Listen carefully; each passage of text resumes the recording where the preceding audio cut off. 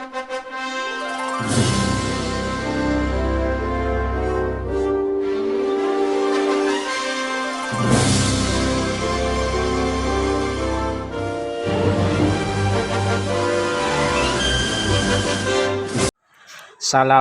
warahmatullahi wabarakatuh. Anak-anakku sekalian berbahagia, pada perjumpaan kali ini kita awali dengan selalu bersyukur kepada Allah Subhanahu wa Ta'ala, karena dengan ridho dan nikmatnya kita dapat sehat, dapat bekerja, dan dapat belajar dengan baik. Pada pertemuan kali ini kita akan melanjutkan pembahasan tentang listrik statis. Yang pertama kita bahas tentang gejala kelistrikan yang terjadi dalam kehidupan sehari-hari. Misalnya kalau kita beli penggaris yang masih baru, kemudian kita ambil kertas, lalu kertasnya kita potong kecil-kecil, lalu penggaris yang masih baru tadi kita dekatkan dengan kertas tadi, maka kertas tadi akan tertarik. Nah, tertariknya kertas ini merupakan gejala listrik statis. Atau jika penggarisnya sudah lama kita pakai, lalu penggaris tadi kita gosokkan pada rambut kita. Rambutnya dengan syarat harus rambut yang kering, tidak boleh basah, apalagi diminyaki. Lalu penggaris tadi kita dekatkan lagi pada potongan kertas yang kecil-kecil, maka potongan kertas ini pun akan tertarik. Yang berikutnya adalah jika ada ebonit yang digosok dengan kain wol, maka di sini ebonit akan berubah menjadi bermuatan negatif. Kemudian kaca yang kita gosok dengan kain sutra, ini pun kaca yang tadinya bermuatan netral akan berubah menjadi bermuatan positif. Selain yang tadi juga ada beberapa hal yang berkait dengan gejala listrikan dalam kehidupan sehari-hari. Misalnya adalah petir. Petir adalah kilatan api yang terjadi karena adanya lompatan elektron dari satu awan ke awan yang lain. Dan ini terjadi biasanya pada musim penghujan. Nah, untuk itu, karena petir ini dianggap orang itu membahayakan, maka para ilmuwan membuat alat yang namanya penangkal petir. Dan pada prinsipnya alat penangkal petir itu adalah menetralkan muatan listrik yang ada pada awan. Selanjutnya peristiwa percikan api. Ini terjadi pada putaran saat mobil truk berjalan. Ini akan menghasilkan muatan listrik negatif yang diperoleh dari gesekan ban dengan jalan. Kemudian ada bahaya listrik statis di pesawat terbang. Nah, listrik statis pada pesawat terbang biar tidak menjadi bahaya, maka akan dibuang ke ujung dari struktur badan pesawat, yaitu di sayap dan ekor dari pesawat tadi yang berfungsi seperti penangkal petir. Selanjutnya bahaya listrik statis yang ada di rel kereta api.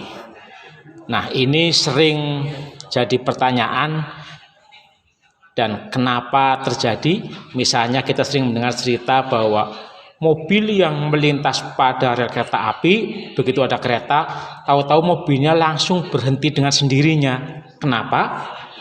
Ini ternyata bahwa pada roda kereta api yang terbuat dari baja yang berjenis ferritik ini mempunyai medan magnet yang sangat kuat.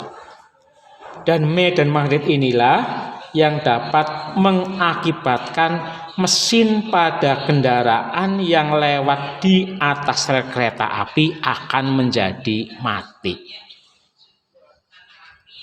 Selanjutnya adalah bahaya listrik statis di SPBU atau stasiun pengisian bahan bakar umum. Nah, listrik statis di sini jika kita hati-hati maka dapat menimbulkan yang namanya kebakaran.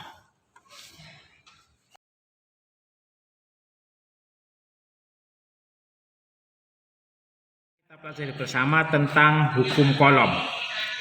Hukum Coulomb berbunyi besar gaya tarik-menarik dan gaya tolak-menolak antar dua benda yang bermuatan listrik berbanding lurus dengan hasil kali kedua muatannya dan berbanding terbalik dengan kuadrat jarak yang memisahkan kedua muatan tersebut.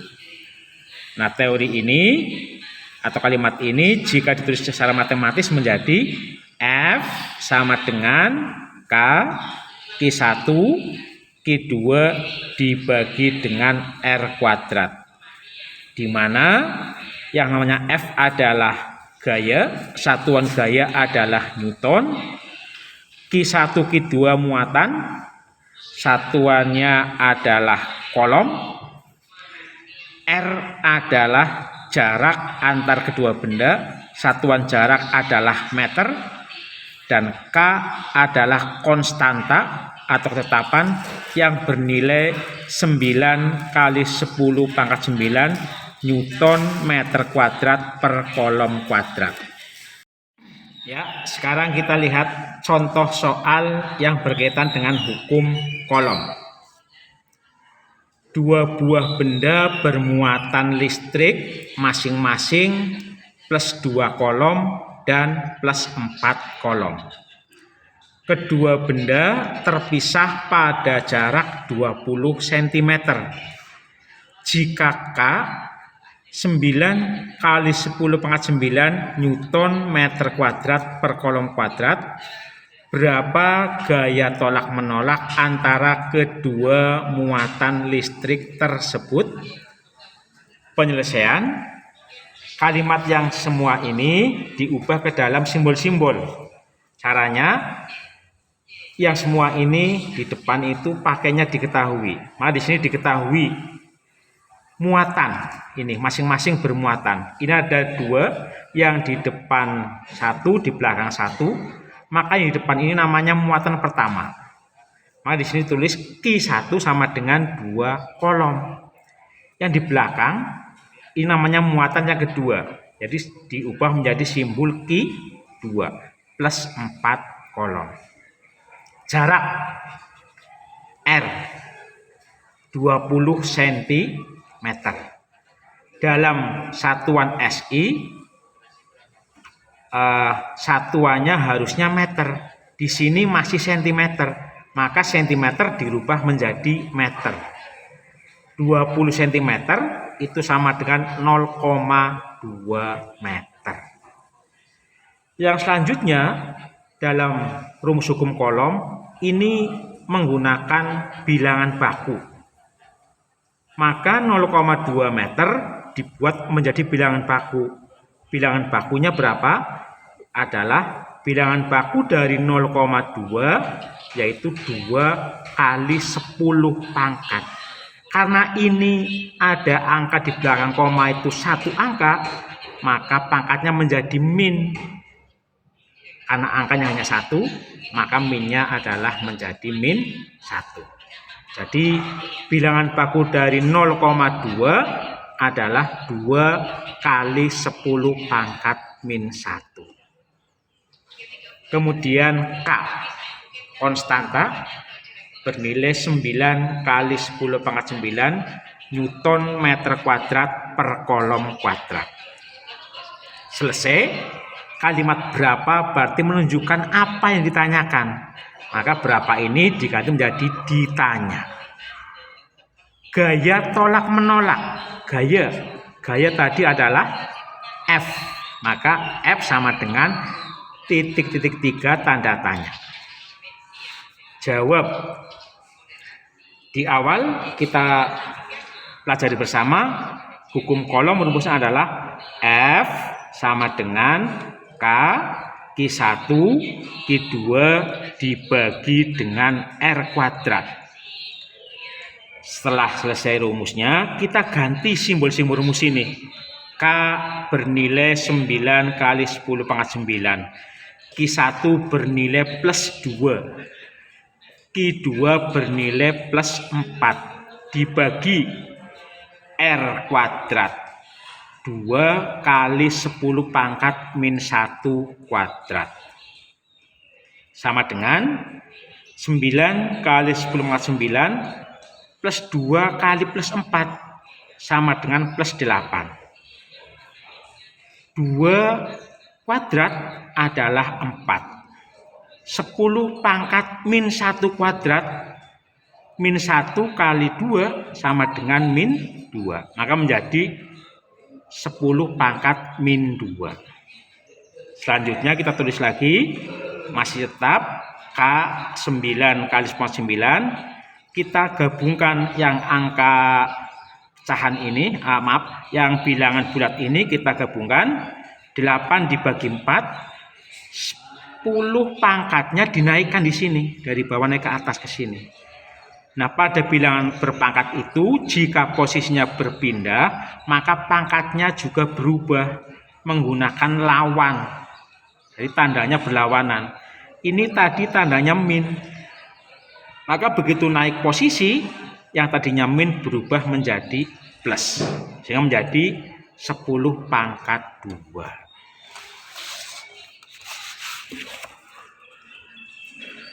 Selanjutnya 9 kali 10 pangkat 9 dikali 8 dibagi 4 sama dengan 2 dikali 10 pangkat 2.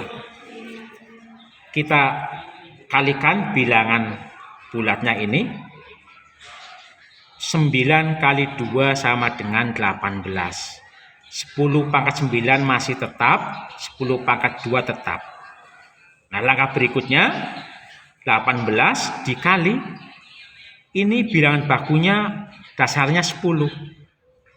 Perkalian itu nanti pangkatnya menjadi penjumlahan. Nah, di sini yang asalnya 9 kali 10 pangkat 9 kali 10 pangkat 2 jika dikalikan menjadi 10 pangkat 9 plus 2. Maka menjadi 18 kali 10 pangkat 11. Karena bilangan baku itu bilangan yang hanya ada satu angka di depan koma, maka angka 18 ini kita ubah menjadi bilangan baku. Berapa bilangan baku dari 18? Yaitu 1,8 dikali 10 pangkat. Ini di belakang koma ada satu angka. Karena itu menjadi 10 pangkat 1 dikali 10 pangkat 11. Maka menjadi 1,8 kali 10 pangkat 1 ditambah 11. Penjelasan seperti di awal tadi, itu bahwa jika dikali maka pangkat harus dijumlahkan. Maka hasilnya menjadi 1,8 kali 10 pangkat 12 Newton. Sehingga gaya tolak menolak yang terjadi sebesar 1,8 kali 10 pangkat 12. Selanjutnya saya ingatkan lagi, kenapa tolak menolak? Karena tadi pangkatnya adalah Q1 plus 2, Q2 plus 4. Plus ketemu plus, maka muatannya sama, berarti gayanya tolak menolak. Selanjutnya kita bahas pada yang namanya medan listrik.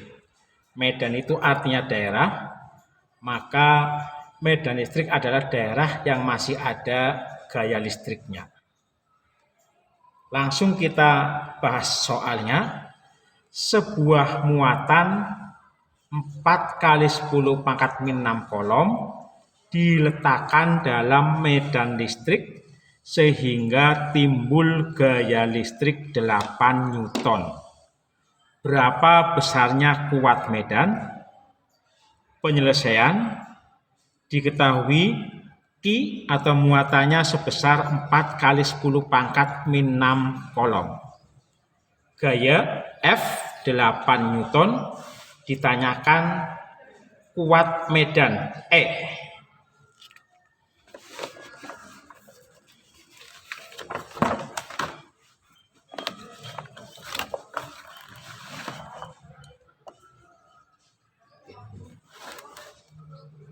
Jawab,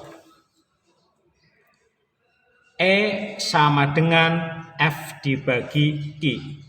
Tadi F-nya 8, Q-nya adalah 4 kali 10 pangkat min 6. Maka menjadi 8 dibagi 4 dikali 10 pangkat min 6 naik posisi ke atas. Maka yang tadinya min berubah jadi plus. Selanjutnya 8 dibagi 2 hasilnya adalah 8 dibagi 4 hasilnya adalah 2 dikali 10 pangkat 6. Jadi kuat medannya sebesar 2 kali 10 pangkat 6 Newton per kolom.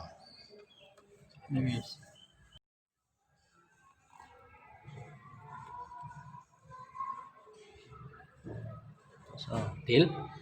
Ya, selanjutnya kita lanjutkan pada potensial listrik. Ini pun langsung kita bahas soalnya. Misalnya beda potensial antara dua titik, yaitu titik A dan B adalah 5 volt. Berapa energi yang diperlukan untuk memindahkan muatan listrik 50 kolom dari titik A ke titik B? Penyelesaian. Diketahui beda potensial simbolnya V dari kata voltage volt sebesar 5 volt. Muatan yang dipindahkan sebesar 50 kolom Q. Ditanya energi yaitu W, watt. Jawab, rumus dasarnya V sama dengan W dibagi Q. Maka kalau ingin cari W, berarti W sama dengan V kali Q. Rumus W Q inilah yang kita pakai. Sehingga menjadi W sama dengan V kali Q. V-nya tadi 5, Q-nya adalah 50. Maka 5 kali 50 sama dengan 250. Jadi energi yang diperlukan sebesar 250 Joule. Satuan dari energi adalah Joule atau disingkat huruf J. Selanjutnya kita bahas tentang identifikasi hewan-hewan yang dapat menghasilkan listrik. Yang pertama ada yang namanya hewan piter ikan belalai gajah. Yang kedua ikan pari elektrik. Yang ketiga hiu kepala martil. Yang keempat hewan echidnas. Yang kelima electric scat. Yang keenam belut listrik. Dan yang ketujuh hewan yang bernama catfish elektrik. Selain hewan-hewan tadi, juga peristiwa kelistrikan terjadi pada saraf manusia. Sekian pertemuan kali ini. Saya akhiri. Assalamualaikum warahmatullahi wabarakatuh.